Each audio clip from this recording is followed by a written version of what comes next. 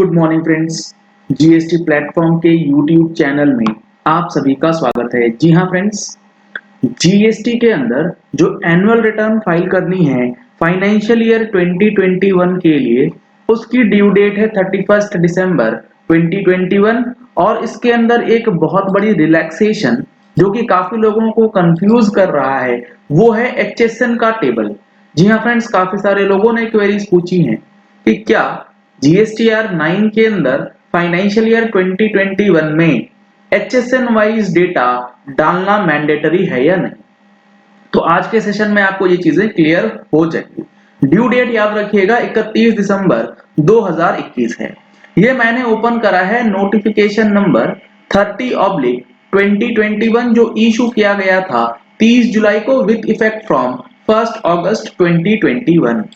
इस नोटिफिकेशन ने जीएसटीआर 9 के कुछ कॉलम्स को for the purpose of financial year 2021 optional किया था। यहां पर आप देखेंगे तो इन पैराग्राफ 8 कौन से पैराग्राफ 8 की बात हो रही है? जीएसटीआर 9 का जो फॉर्म है, उस फॉर्म के अंदर जो मैं आपको यहां पर दिखा भी देता हूं, ये हमारा है जीएसटीआर 9। इसके अंदर जो इंस्ट्रक्शंस हैं, यानी कि फॉर्म को कैसे फाइल किया जाएगा, उसके लिए इंस्ट्रक्शंस इशू किए जाते हैं। उस इंस्ट्रक्शंस के अंदर पैराग्राफ में आपको डिटेल्स दी जाती है।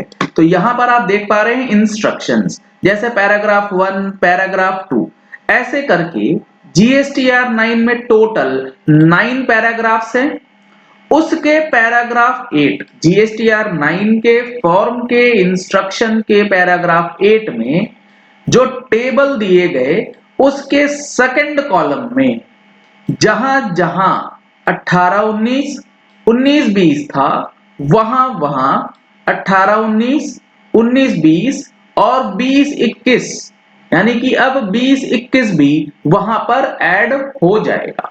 तो अब मुद्दे की बात यह है कि ये जो पैराग्राफ 8 है, इसका जो टेबल है, पहले तो वो टेबल क्या है और उसका जो सेकंड कॉलम है उसके अंदर क्या चीजें दी गई। तो अब हम लोग चलते हैं जीएसटीआर 9 के इंस्ट्रक्शन और उसके पैराग्राफ 8 में हर एक टेबल के लिए, हर एक पार्ट के लिए पैराग्राफ्स आपको दिए गए हैं।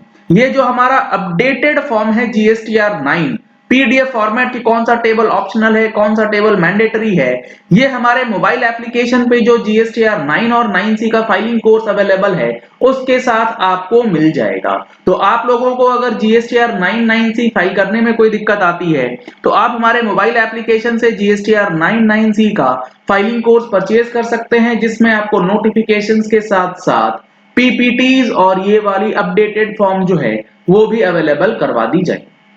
ड्यू डेट्स वगैरह की रिमाइंडर के लिए ये हर महीने जो चेंजेस आती हैं उसके लिए आप हमारी मंथली टैक्स मैगजीन का सब्सक्रिप्शन ले सकते हैं। टैक्स मैगजीन की सब्सक्रिप्शन के लिए आपको नंबर्स स्क्रीन पे दिए गए हैं, इन नंबर्स पे कॉल करके, व्हाट्सएप करके आप उसकी भी डिटेल्स ले सकते हैं। अब यहां पर आप देखेंगे तो जीएसटीआर 9 का पैराग्राफ 8 ये कहता है part 6 consist of the details of other information, यानी कि जीएसटीआर 9 का जो इंस्ट्रक्शन पैरा 8 है वो फॉर्म का पार्ट 6 के बारे में बात करता है। और पार्ट 6 के अंदर अदर इंफॉर्मेशन है, जैसे कि टेबल 15 में आपको रिफंड और डिमांड से रिलेटेड एडजस्टमेंट्स की बात करी गई है। 15 के अंदर आपको क्या डिमांड अमाउंट पे करना है उसका भी इंफॉर्मेशन अवेलेबल है। 16 के अंदर जो आपने कॉम्पोजिशन से डिटेल्स अवेलेबल करवाई है वो आपको सारी चीजें इसमें मिलेंगी। अब इसी टेबल में आपको जो फॉर्म अब इसी टेबल के अंदर जो कॉलम नंबर 17, यानी कि जीएसटीआर 9 का टेबल 17 और टेबल 18 जो बात करता है एचएसएन कोड की, इसमें क्या बातें लिखी गई हैं एक बार वो समझ लीजिए। Summary of supplies effected and received against a particular HSN code to be reported only in this table, यानी कि एचएसएन कोड से रिक्वायर्ड डेटा जो है आपको इस टेबल में डालना है। It will be optional for the taxpayers having aggregate turnover up to ₹1 crore, यानी कि अगर आपका टर्नओवर 1.5 करोड़ रुपए तक है तो ऑप्शनल है। It will be mandatory to report HSN code at 2-digit level for the taxpayers having turnover between 1.5 crore से 5 करोड़ के बीच में है तो आपको 2 डिजिट डालना है, और अगर आपका टर्नओवर 5 करोड़ से ऊपर है तो आपको 4 डिजिट का HSN कोड GSTR 9 में डालना है। ये बात कहता है इंस्ट्रक्शन। यूनिट क्वांटिटी यानी कि UQC details to be furnished only for the supply of goods, और UQC की डिटेल्स सिर्फ सप्लाई के केस में जाएगी। Quantities to be reported net of returns, quantity जो है वो नेट ऑफ रिटर्न्स जाएंगी। टेबल 12 ऑफ GSTR 1, अब आपको ये टेबल भरने के लिए GSTR 1 का टेबल 12 यूज करने की हिदायत दी जा रही है, और उसका डेटा आप यहां पर फिलअप कर सकते हैं।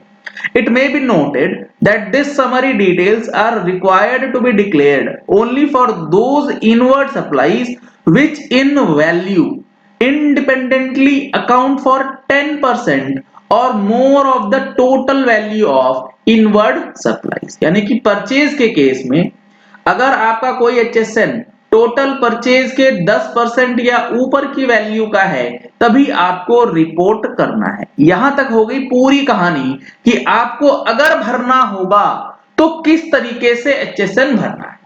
अब सबसे इंपॉर्टेंट लाइन आती है, for financial year 17-18, 18-19 and 19-20 the registered person shall have an option to not fill this table. यानी कि 17-18, 18-19 एंड 19-20 इन 4 साल के लिए आपको HSN नहीं डालना है, ये आपका ऑप्शनल टेबल है। और नोटिफिकेशन नंबर 30 ने इस 18-19 और 19-20 के वर्ड के बदले 18-19, 19-20 एंड 20-21 इंक्लूड कर दिया है। तो अब आप इसे पढ़ेंगे, for financial year 17-18, 18-19, 19-20 and 2021 inserted wide notification 30, the registered person shall have an option to not to fill this table। यानी कि आपको फाइनेंशियल ईयर 20-21 के लिए भी HSN वाइज डिटेल डालने की जरूरत नहीं है GSTR 9 के अंदर। ये काफी बड़ी रिलैक्सेशन, बहुत ज्यादा कंफ्यूजन लोगों में आ रही थी कि कैसे काम होगा, क्या नोटिफिकेशन है, क्या क्लैरिफिकेशन है, कुछ समझ नहीं आ रहा था। अब आशा करते हैं कि आपको ये पॉइंट क्लियर हो गया होगा कि HSN आपको डालना है या नहीं डालना है। चलिए इस वीडियो को यही एंड करते हैं। आशा करते हैं कि आपको ये पॉइंट अब क्लियर हो गया होगा और कोई कंफ्यूजन अब आपकी नहीं रही होगी। अगर आपने हमारे चैनल पे फर्स्ट टाइम ट्यून इन किया है तो चैनल को सब्सक्राइब करने के लिए नीचे दिया गया रेड कलर का सब्सक्राइब बटन प्रेस कर लीजिए, साथ में जो बेल आइकन है उसे प्रेस कर लीजिएगा ताकि वीडियोस की नोटिफिकेशंस आप तक रेगुलरली पहुंचती रहें। Thank you and have a nice day.